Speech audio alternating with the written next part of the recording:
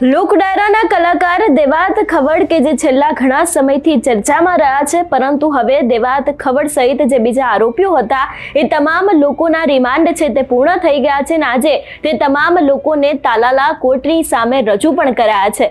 વિગતે ચર્ચા કરીએ સમગ્ર વિષયની। નમસ્કાર, હું હંસિની અને તમે જોઈ રહ્યા છો નિર્ભય ન્યૂઝ।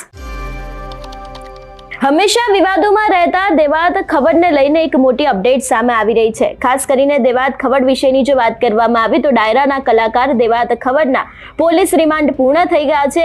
તાલાલા પોલીસે તાલાલા કોર્ટમાં દેવાત ખવડ સહિત તમામ આરોપીઓને રજૂ કર્યા છે। કોર્ટે તમામ આરોપીઓને જ્યુડિશિયલ કસ્ટડીમાં મોકલવા આદેશ કર્યો છે। તાલાલા પોલીસ દ્વારા તમામ આરોપીઓને જૂનાગઢ જેલ ખાતે રવાના કરાયા છે અને આગામી સમયમાં ડિસ્ટ્રિક્ટ સેશન્સ કોર્ટમાં જામીન માટે અરજી કરાશે અને હાલ તમામ લોકો છે એ લોકોને જેલના હવાલે કરવામાં આવ્યા છે। ખાસ કરીને ગીરની અંદર અમદાવાદના યુવકને મારવાના ગુનામાં તે લોકોની ધરપકડ કરવામાં આવી હતી। ખાસ કરીને આપણે જોયું હતું કે જે ગીર સોમનાથની પાસે તાલાલા આવેલું છે ત્યાં દેવાત ખવડ સહિત જે બીજા લોકો હતા એ લોકો દ્વારા અમદાવાદના સનાથલમાં જે રહેતા છે ધ્રુવરાજસિંહ ચૌહાણ એમના ઉપર હુમલો કરવામાં આવ્યો હતો। સમગ્ર મામલો પોલીસ સ્ટેશન સુધી પહોંચ્યો હતો।